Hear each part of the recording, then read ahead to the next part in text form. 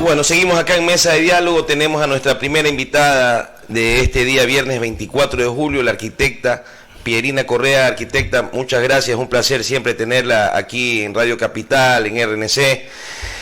Cuéntenos, arquitecta, usted seguramente es parte de las dirigencias de la Revolución Ciudadana de la Lista 5, plan A, plan B, ¿cómo están las cosas? Buen día, arquitecta, Manaví la escucha. ¿Cómo están? Muy buenos días. Antes que nada, muchísimas gracias por la oportunidad de compartir con ustedes y a través de ustedes poder enviar un gran abrazo a la distancia a todo ese pueblo manavita maravilloso y a todos quienes siguen esta señal. Efectivamente, soy miembro del Buró Nacional de Fuerza Compromiso Social por la Revolución Ciudadana y tengo a mi cargo la Secretaría Nacional de Participación Ciudadana. En mi calidad de tal, pues recorro el país, lo estaba haciendo físicamente, también la comunidad ecuatoriana radicada en países de acogida, y tras la pandemia, la cuarentena, el aislamiento y toda la situación que nos ha tocado vivir y que seguimos viviendo y no sabemos por cuánto tiempo más, definitivamente ha tenido un impacto muy fuerte en la vida de todos, nos ha cambiado las costumbres, las actividades, pues hoy sigo manteniendo esos contactos a través de las diferentes plataformas digitales. A su pregunta directamente, bueno, todo esto empieza con una persecución y con el intento de proscribir a una persona, Rafael Correa. Lastimosamente, esa proscripción ha sido extendida al movimiento como tal. Parece ser que, aunque participamos el año pasado, después de habernos quitado el movimiento, después de haber intentado por 3 ocasiones tener movimiento propio, y pasar por todos los bloqueos del CNE, finalmente se llegó a un acuerdo con Fuerza Compromiso Social por la Revolución, en esa época todavía Fuerza Compromiso Social a secas, Lista 5, para poder participar conjuntamente y apoyarnos mutuamente en los diferentes objetivos que teníamos. Por una parte, ellos tenían la obligatoriedad de sumar más del 4% del padrón electoral nacional para poder seguir en el registro de organizaciones políticas del CNE, y nosotros necesitábamos un vehículo de participación política. Los resultados fueron de sorpresa para absolutamente todos. La prensa que nos bloqueaba continuamente y no nos dio espacios para difundir nuestros programas, hacernos conocer y posicionar la Lista 5 como la lista de la Revolución Ciudadana por lo rápido que había sido todo el proceso. A partir de que empezaron a conocerse los resultados de las elecciones del 24 de marzo del año pasado, en cambio hacían fila para llamarnos y tenernos en sus respectivos medios. Nos declaraban la gran sorpresa, porque realmente participamos sin recursos económicos, sin acceso a prensa, con una confusión y desconocimiento de la población, que unos no sabían si estábamos participando o no, otros sabían que participábamos, pero no por quién, otros creían que todavía éramos Lista 35, Alianza País, y un pequeño grupo ya empezaba a conocernos como Lista 5.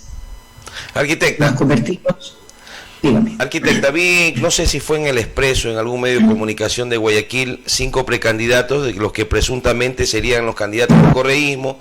Hablamos con su hermano el día lunes, me decía, Aremiro, prácticamente estamos haciendo un cálculo que matemático para tener el candidato con mejor opción. Según Javier Lazo declinó porque el hermano es candidato, pero él sigue apoyando el proyecto, no va a ser candidato porque el hermano Guillermo Lazo va a ser candidato. ¿Qué le garantiza? No se la hice al presidente Correa porque nos faltó hasta tiempo, pero ¿qué le asegura al presidente Correa? A ver, usted no sea candidata, por ejemplo, que es una de las precandidatas. ¿Le asegura que no vuelva a ser traicionado el presidente Correa con alguien que pueda llegar a obtener la presidencia de la República? Bueno, usted casi me obliga a contestar que la opción soy yo. Porque realmente qué garantía habría, no hay absolutamente ninguna garantía tratándose de otras personas. Lo hemos vivido, lo hemos palpado en estos últimos años, y lo que me dicen, ¿no? O sea, suena feo que lo diga yo, pero lo que constantemente señala la gente en general, el ciudadano de a pie, inclusive gente de oposición, pero que dentro del plano personal hemos tenido siempre una buena relación, ¿qué es lo que dicen? Mira, primero, marca Correa, y segundo, la garantía de lealtad absoluta y de no traición. La parte de la deslealtad y la traición está muy a flor de piel por todo lo que vivimos. Apoyamos a Lenín Moreno para un proyecto y ese proyecto se cayó. Porque si usted me pregunta a mi arquitecta, Rafael, sino el pueblo. Si a mí me pregunta algún dirigente de la Revolución Ciudadana de Quito, de Guayaquil, y me ponen los 5 precandidatos que salió en la prensa, yo le digo, a ojos cerrados, con Pierina Correa, pues, porque no sabemos si la otra vaya a traicionar o no, pues, eso yo lo dijera, ¿no? Es que lastimosamente es el sentir de muchísima gente que lo analiza así. Incluso yo debería de hasta resentirme un poco porque nadie dice y es capacitada, es inteligente, hace un buen trabajo, sino que casi que el análisis se centra por la sensibilidad de la situación vivida en que Rafael van a hacer todo, están haciendo todo, es evidente.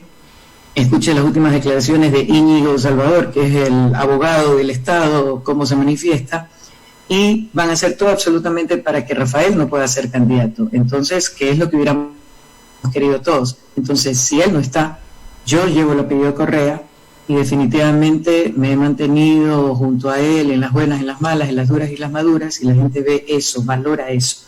Pero, de todos modos, al igual que lo he dicho en todo momento, si bien mi nombre puede estar siendo considerado, yo también tendré que pasar, como cualquier militante, por todos los filtros, por todas las pruebas que se requiera hacer en las encuestas, sondeos, etcétera, para que realmente la designación de los candidatos responda al escenario nacional, a la necesidad urgente de recuperar el gobierno para la Revolución Ciudadana y para el pueblo, y pues esperaremos esos resultados. Yo, como he dicho, soy militante.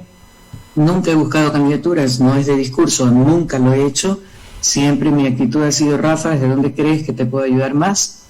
Y si no, pues hubiera sido candidata en cada elección que ha llevado a cabo en este país. Pero con elección, con candidatura o sin candidatura, mi responsabilidad para con el proyecto y el pueblo ecuatoriano es seguir trabajando de la forma que venía haciendo. Arquitecta, anoche en una reunión. Sí, le continúo rapidito para que sepan la situación del movimiento. Los resultados obtenidos en marzo nos catapultaron como un riesgo adicional para el país, porque ya no era solo Rafael, era el movimiento como organización y el respaldo de la gente. Ese respaldo ha ido creciendo, no solamente por el trabajo nuestro, sino por la falta de trabajo del gobierno, y porque ya la gente ha tenido la oportunidad de comparar estos 3 años y pico contra los 10 años de Revolución Ciudadana, y más allá de simpatías o antipatías con el estilo, la forma de hacer gobierno, la propia personalidad de Rafael Correa, la gente le toca decir ahora, la verdad es que con Correa teníamos seguridad jurídica, económica, social y una serie de oportunidades y condiciones que le permitían al pueblo ecuatoriano trabajar por su futuro y avanzar. Esa es la situación hasta ahora. Han tratado un montón de veces de bajarnos del registro electoral. En este momento incluso hubo un informe del CNE acogiendo las recomendaciones de Contraloría y diciendo que no encontraban ningún motivo legal, sustento legal para sacarnos del padrón. Adicionalmente, ya el movimiento había participado en elecciones generales 2017, seccionales 2019, y ya había una jurisprudencia. Aparte había funcionarios electos con más de 1 año y pico en funciones. Entonces era un embrollo legal más o menos. Pero CELI ha insistido y finalmente el Consejo Nacional Electoral, los 3 consejeros que votaron a favor de ese informe, se allanan por el temor a la destitución y la multa, se allanan sobre texto del artículo 92 de la Ley Orgánica de la Contraloría y dicen, vamos a revisar nuevamente el tema, y dan 10 días, que no existen las medidas cautelares en la función electoral, no existe en ninguna parte de su reglamento, el Código de la Democracia, pero se acogen al Código Orgánico Administrativo para alivianar sus conciencias y decir que conste que no los quisimos bajar de una, aquí les damos 10 días para que presenten las pruebas de descargo. Algunos han apelado la decisión. Compromiso Social decidió nuevamente hacer la presentación de una serie de documentos que ya fueron presentados anteriormente para continuar con el proceso. vamos a ver, para mí es una crónica de muerte anunciada, no les convenimos definitivamente, y el Consejo Nacional Electoral es lo que va a decir, ¿a quién escojo? ¿A los 4 movimientos que están cuestionados o a nuestra permanencia en el Consejo Nacional Electoral? Es tan sencillo como eso. Por lo tanto, se está haciendo el trabajo, sin embargo, no albergamos mayor esperanza en ese sentido. Ahora, plan A, plan B, plan C. Siempre tuvimos conciencia desde que arrancamos y desde los resultados del año pasado que había el riesgo continuo para el movimiento. Por lo tanto, siempre hemos trabajado otras opciones y ya ven ustedes las nuevas formas de presionar para amedrentar y bloquear de esa manera, en caso de que nos quiten el movimiento, la opción de participar con otros e inclusive de eventuales alianzas que son necesarias dentro del marco de la convocatoria a formar el Gran Frente y adicionalmente por parte estratégica, pues como consecuencia de las reformas del Código de la Democracia. Entonces, ya lo vemos, por ejemplo, sonó que el plan B era Centro Democrático, que el Centro Democrático nos iba a coger. Qué sorpresa, coincidencias en Pascuales, decía mi abuela. Viene y empiezan los llamados a Jimmy Jairala, que si bien no consta como director del movimiento, pues fue su fundador y todo el mundo lo asocia de manera directa. ¿Cuál es el mensaje? A ver, Jimmy, pórtate bien, no los acojas, quítales espacio, que aquí tenemos esto guardadito para ti. Lo hemos visto ocurrir en la Asamblea cuando han requerido votos para la ley humanitaria. Miren la irresponsabilidad de la Asamblea, que dejaron pasar la ley financiera por el Ministerio de la Ley. Y esa ha sido la tónica, ¿no? Te busco, te mando Contraloría, te busco la quinta pata, para que sepas, te hago sentir mi poder, y pues esa frase sonó a una anécdota de hace años, pero bueno, para que sepan la amenaza que se cierne sobre ellos. Hoy pareciera ser que se está virando la torta en el sentido de que María Paula Romo pues se ha visto involucrada en estos diálogos entre los ex asambleístas Mendoza y Azuero respectivamente, y ahora va a tener que probar un poquito de su veneno, a pesar de que todas las instituciones del país están cooptadas, y pues puede ser simplemente una forma de teatro para que la gente siga creyendo que hay justicia en este país, lo cual es exactamente opuesto. Así es que, ¿qué les puedo decir? Que no les puedo divulgar las opciones A, B, C, Z, no se las puedo divulgar justamente para proteger a esas opciones de una eventual persecución o bloqueo, pero tengan la seguridad de que si no es con compromiso social, que es nuestro plan A, y hasta hace poco era el único plan formal, oficial, por seriedad, compromiso, estaremos en papeleta en el 2021. Es nuestra responsabilidad, nos sentimos así, es nuestro compromiso para con el pueblo ecuatoriano y para con el país, la oportunidad de tener una opción de futuro que se nos está negando día a día con este desgobierno. Arquitecta, yo anoche tuve una reunión con gente que mata por su hermano Rafael Correa, que no son políticos, pero ellos son correístas y votan por Correa. Ellos tienen su trabajo, otros tienen sus negocios. Y me decían, Aremiro, tú que estás en la radio, cuando hables con la gente de Correa, dice que no pongan de asambleístas a gente que el día que va a ganar, porque Manabí es una situación especial, pues. Aquí el presidente Correa pone al que vende leche en la esquina y gana las elecciones, ¿ya? Por el respaldo que tiene el presidente Correa. Pero dice, que le digan que busquen asambleístas, que vayan a pelear, pues, porque aquí hay 14 años y solo 4 o 5 personas son los que defienden al presidente Correa durante los 14 años. Que busquen asambleístas que van a ganar, sí, pero no que el día lunes apaguen el teléfono, porque la segunda vuelta que se viene es dura y hay que salir a pelear. ¿Qué filtros va a tener el presidente Correa o usted, arquitecta, en el escogitamiento de los posibles candidatos? Ellos me decían que el primer punto debería ser, primero, leales. Al menos en Manabí vas a ganar las elecciones. Pero por eso buscar gente leal al presidente Correa, que lo vaya a defender y no que vaya a apagar el teléfono al otro día de las elecciones o que se empiece o termine torciendo en la asamblea. Mira, tu pregunta es muy buena. Desafortunadamente no existe, y la inquietud es para todos, sobre todo para nosotros. ¿En qué sentido? Por doble parte. O sea, la responsabilidad para con el pueblo ecuatoriano y también la responsabilidad para con el ejercicio del gobierno, la gobernabilidad, la posibilidad, el escenario para poder aplicar el proyecto propuesto, el plan de gobierno, entre otras cosas. ¿Qué puedo decir? Se va a tener muchísimo cuidado en ese análisis. ¿Qué argumentos o qué elementos vamos a utilizar? La meritocracia, entendiéndose no solamente como el currículum o la hoja académica, sino también su vida personal, vida profesional, porque el que es dañado o el que es chueco en algún momento de su vida personal, profesional, laboral, va a tener alguna manchita, salvo que lo haya hecho recontra bien. Siempre hay el riesgo. Entonces también se va a analizar eso, se va a analizar trayectoria, se va a analizar el tema de militancia, y ojalá pudiéramos tener un equipo, un aparato tipo polígrafo que pudiera permitirnos hacer un escáner del cerebro y del corazón de las personas para ver si en algún lugarcito de estos órganos pues se puede albergar un indicio de traición. Lastimosamente no se lo puede hacer al 100%. Tú acabas de decir que son personas las que te han hecho el comentario, que son personas que son capaces de matar por correa. Bueno, revisemos la historia en la Asamblea.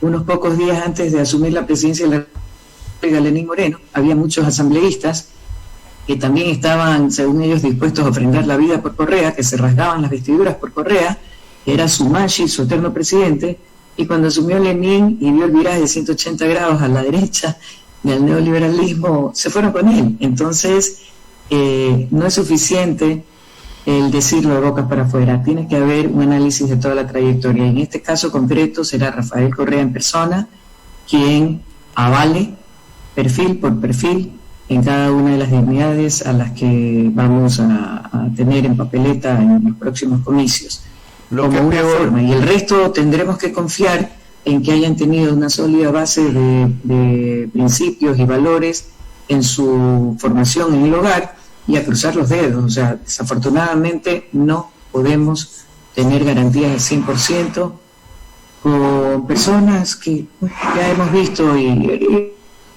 están en fila buscando algunas candidaturas, están ya algunos tratando de meterse por la ventana, ahora muchos asambleístas que tienen chance de un segundo periodo se declaran correístas de siempre, pero estuvieron en la bancada de Moreno, o se declaran arrepentidos, que recién ahora pues se dan cuenta el error en el que cayeron. Argumentos como yo jamás he hablado mal del Mashi. Aquí no se trata de hablar mal o no del Mashi, se trata de haber traicionado el proyecto que era para un pueblo, por el cual el pueblo votó, y también se ha pecado por omisión. No es solamente comisión sino omisión. Se quedaron ahí y con su permanencia y sus votos permitieron que estemos en la debacle como país, que vamos de mal en peor, no se ve luz al final del túnel y es necesario recuperarlo para los ecuatorianos. O sea, Lucho Andrade lo saluda, Pierina. O sea, no cometer el error que se dio antes de que simplemente prevalecía la meritocracia, cuántos magísteres, si tienes 2 doctorados y tantas cosas. Mire, yo creo que el fútbol se lo juega con futbolistas. Y la política se la juega con políticos que tengan principios. Yo que necesito tener uno graduado en Harvard y Oxford, si es un vulgar chuchumeco que se maneja solamente para los intereses de su educación, precisamente, una educación neoliberal. Entonces, el problema de los traidores, es que no es que traicionaron a Correa, traicionaron el modelo, traicionaron el proyecto político, y eso es criminal. Hoy la soledad del poder, ¿qué es la soledad del poder? Cuando un presidente se va, empiezan los que están más a su lado, que tengo que dedicarme a mi familia, la tengo abandonada, entonces renuncian, se hacen a un lado. Que tengo que hacerme un chequeo en Estados Unidos, cuando se chequeaban en un centro de salud antes, o sea, ya están enfermos. Que he dejado botados mis negocios y no tienen ni una venta de perros calientes en la esquina. Entonces, con esos argumentos se empiezan a salir. Hoy esos chuchumecos se empiezan a salir, obviamente, y quieren treparse como que al carro ganador. el problema es político. Usted no puede jugar, o sea, meterse en la política con un futbolista que entiende solamente meter goles o de taparlos. Tiene que ser gente que esté con capacidad política para enfrentar los problemas políticos que se dan, y en este país van a ser muy duros. Por eso yo creo que el gran error que se cometió en los gobiernos del presidente Correa fue creer en la meritocracia y no en la capacidad política de las personas que se escogían. Luis, usted tiene parte de razón, por eso mencioné en esta parte de mi intervención que no solamente se debe entender la meritocracia como la hoja de vida académica, sino el conjunto de cualidades que caracterizan a cada persona. ¿Por qué razón? A ver, sí, el papel aguanta todo y he visto un montón de títulos pegados en la pared que no dicen absolutamente nada en cuanto a la capacidad de la persona, pero para mí debería ser una combinación de formación académica, pero también de formación política. Formación política e ideológica es algo que nos ha faltado, nos sigue faltando. Hay personas que son aparentemente dirigentes políticos que hacen política, trabajo político en campo, y que no manejan, o sea, no conocen ni siquiera los ejes que propone la Revolución Ciudadana. Estoy completamente de acuerdo con usted, y yo le he dicho varias veces, esto no fue una traición a una persona, por muy líder y inspiración que sea para todos nosotros. Rafael Correa, fue una traición al proyecto político, social y económico que se había propuesto para el desarrollo del pueblo ecuatoriano. Eso es clarísimo. Pero acá, ¿qué es lo que pasa? Hoy en día también hay que hacer un balance más o menos, porque hoy en día, por todo lo que hemos visto en cuanto a la actuación de los políticos en general, la política está siendo vista como sinónimo de corrupción, sinónimo de delincuentes y todo este tema. Por lo tanto, también hay que hacer un trabajo para volver a recuperar la confianza del pueblo ecuatoriano en la clase política seria, que pues sí hay políticos serios, que les represente una seguridad hasta cierto grado de que lo que ofrecen van a ir a cumplirlo, porque lo que usted ha manifestado es literalmente cierto, y todos caímos en un momento dado en el facilismo de conseguir gente que ya fuera conocida, que fuera atractiva a la gente en cuanto a convocar el voto, pero no necesariamente a la capacidad o a la voluntad. Ojo, nadie nace sabiendo, por lo tanto, se puede aprender, se puede buscar asesoría en personas, si es que uno no tiene el conocimiento o la experiencia, en personas que sí tengan ese conocimiento y esa experiencia, pero caímos también en lo que en un momento dado habíamos criticado. Hoy vamos a ser muy cuidadosos y vamos a buscar perfiles, porque también, ¿qué es lo que hemos tenido en algunas respuestas? No, es que yo soy técnico, no soy político. Efectivamente, coincido con usted.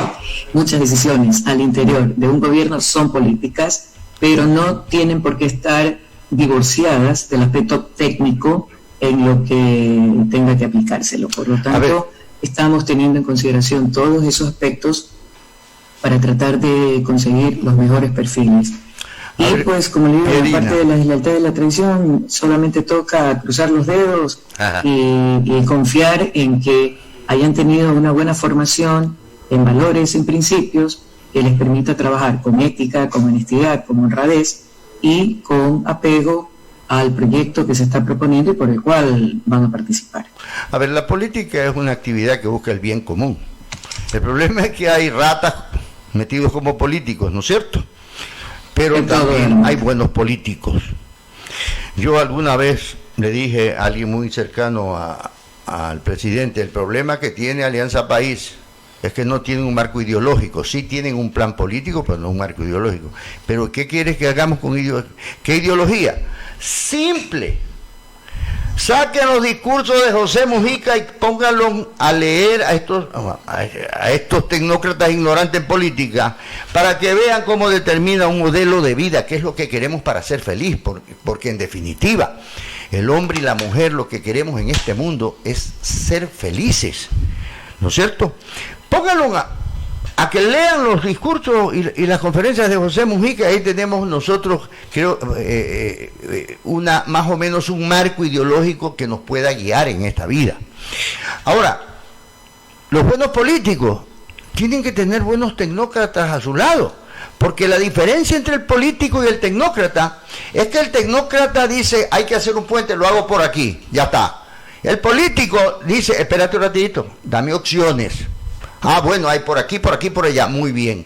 ¿Dónde tengo menos impacto social? ¿Dónde puedo tener una mejor solución? Pero, por ejemplo,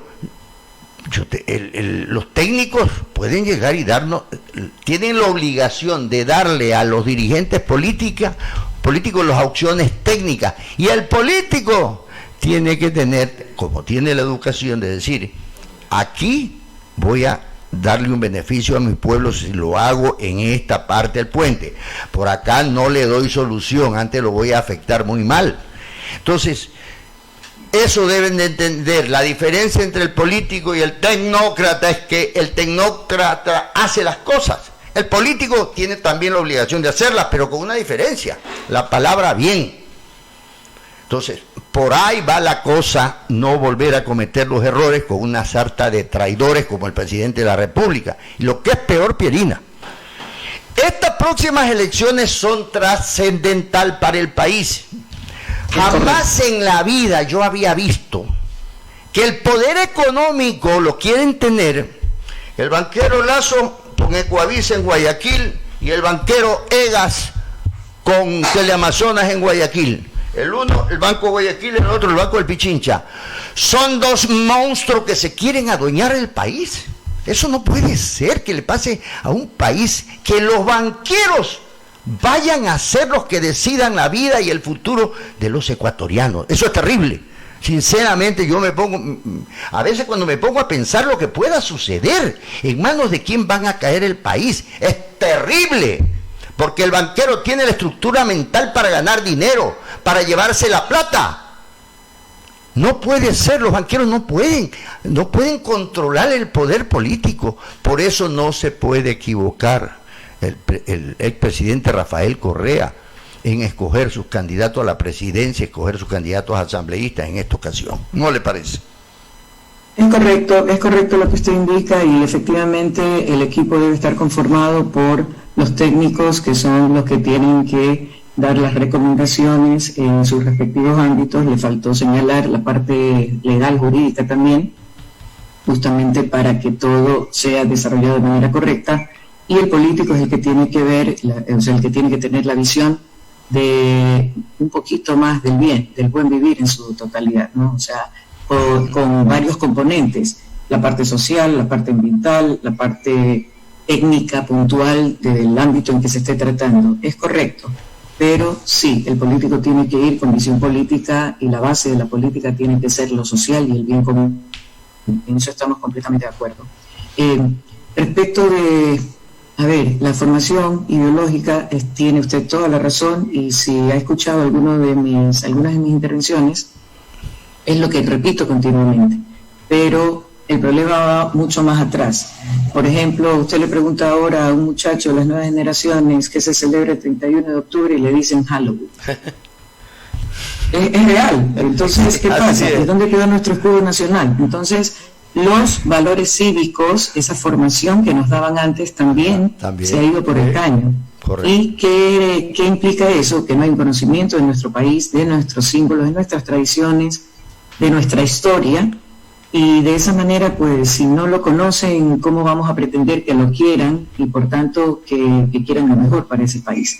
A eso yo le llamo la formación política como tal, que la debe tener todo ciudadano, más allá de activación política partidista, proselitista. Lo otro es la formación ideológica, y ahí sí, ¿cuál es nuestra visión de las cosas? ¿Qué queremos? ¿Cómo queremos llegar?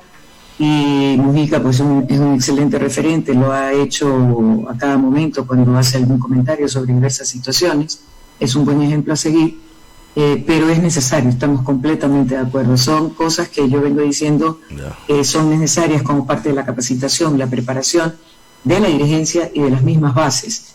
porque si de la dirigencia partimos ya con desconocimientos, con huecos, con errores, pues imagínense la afectación a los dirigidos, ¿no? Eso es claro.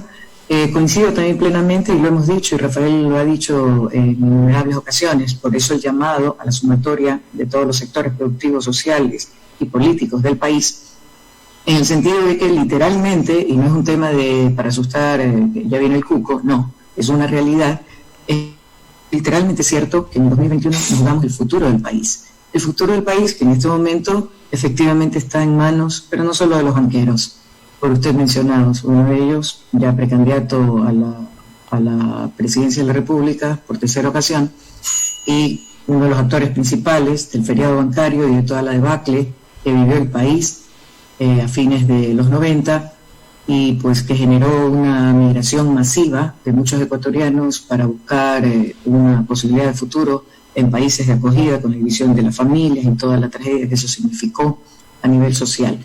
Irónicamente después se convirtió en uno de los puntales de la economía del país con las remesas.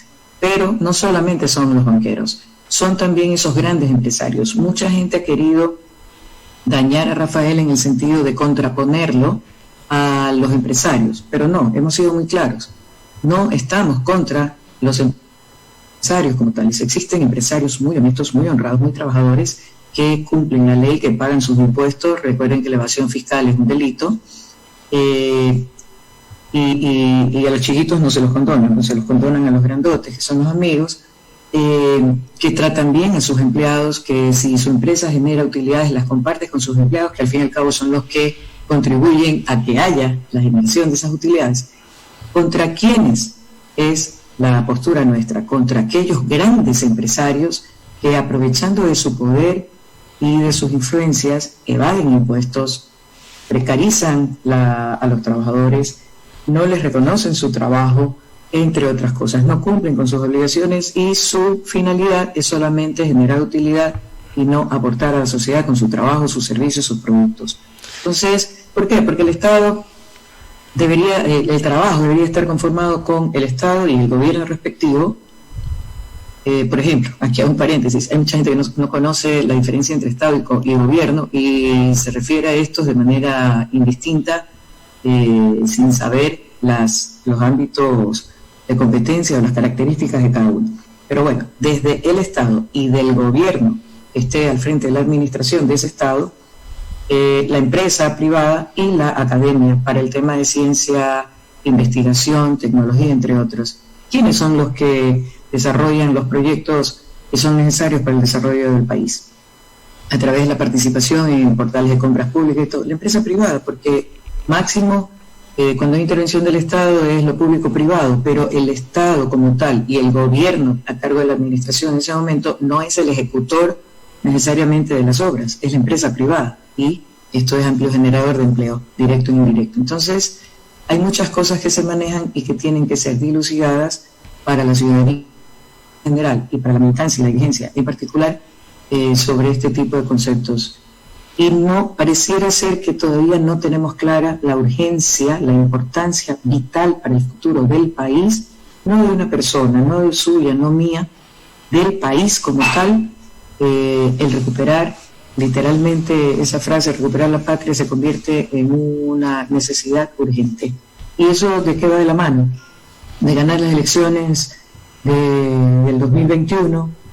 Ojalá lo pudiéramos hacer, y yo creo que el gobierno lo tiene claro y por eso hace todo para evitarlo. Ojalá lo pudiéramos hacer con nuestro movimiento actual y con toda la fuerza del apoyo popular para hacerlo en una sola vuelta, y de esa manera tener la oportunidad de recuperar toda la institucionalidad hecha a pedazos a lo largo de estos años, poder tener las condiciones de gobernabilidad con mayoría en la Asamblea, que también ahí pusieron al cambiar, a reformar el Código de la Democracia, cambiando el método de Hunt, que es utilizado en la mayoría de países de la región, y poner el método Webster, que va a atomizar la Asamblea por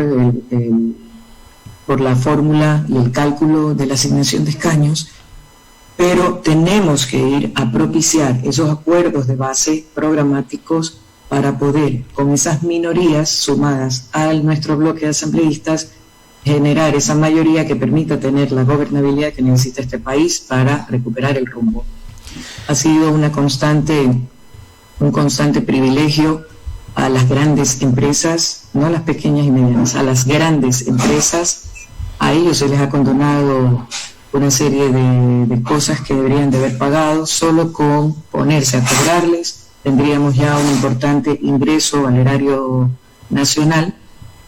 La banca, las cámaras también, que pues tienen su club de amigos, pero que realmente no son necesariamente representativas, los sectores a quienes deberían de responder, y por supuesto la prensa convencional en su mayoría. También, como usted lo identificó claramente, ¿no?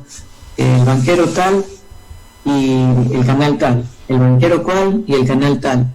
Recuerden que parte de las acciones que tomó el gobierno de la Revolución Ciudadana fue justamente tratar de evitar esa relación, porque evidentemente los medios de comunicación, que son los que manejan la información y la difunden al mundo, la difunden ya sesgada en base a los intereses a los cuales responden. En este caso era la banca. Entonces, unidos a esos intereses, obviamente el pueblo no va a estar precisamente en el primer lugar de sus prioridades, sino sus propios intereses. Y como pues, ha manifestado claramente, sus intereses son sin los dólares infinitos, ¿no? Ad infinitum. Nosotros no. Nosotros tenemos claridad en que el ingreso es importante para cubrir necesidades, pero apuntamos a generar condiciones que impliquen oportunidades para todos. Aquel que quiera trabajar para forjar su futuro, que tenga la oportunidad de tener trabajo, de tener la opción de un emprendimiento y de trabajar para su familia y de su familia, para la sociedad y para el país entero.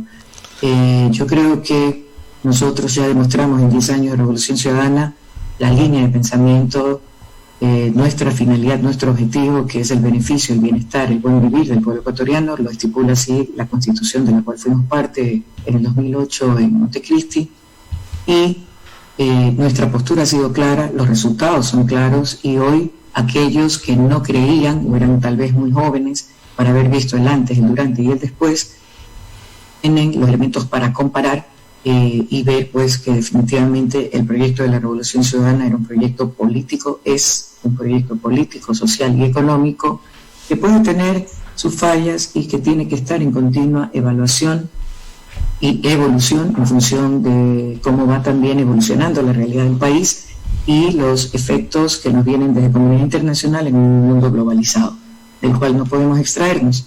Por tanto, volvemos a ratificar ese llamado a la sumatoria de todos los sectores productivos, políticos, sociales, porque esto es de ciudadanía, es decir, todos en conjunto, más allá de que seamos activistas políticos o miembros de algún movimiento político, el ciudadano de a pie, todos tienen que sumarse, las organizaciones sociales, los gremios, las asociaciones, para trabajar en conjunto, como equipo, porque lo bueno o malo que nos pase después del 2021 nos afectará a todos. Y realmente yo soy siempre optimista y siempre quiero lo mejor para el pueblo ecuatoriano.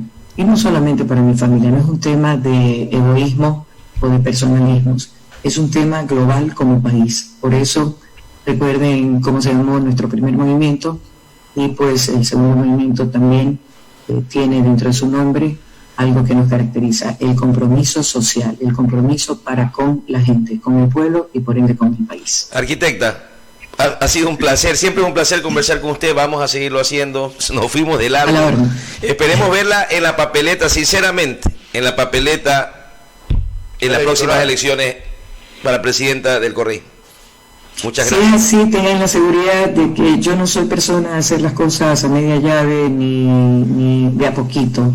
Tengan la seguridad de que si se me da esa responsabilidad, me meteré de cabeza a cumplirla, como yo siempre que he aceptado un reto. Y este reto es enorme, y de enorme responsabilidad también, pero eso es parte del desafío. Y yo como deportista desde los 12 años nunca he rehuido los desafíos. Me encantan los retos y me encanta trabajar arduamente para lograr salvarlos y alcanzar los objetivos. Así que muchísimas gracias por la oportunidad.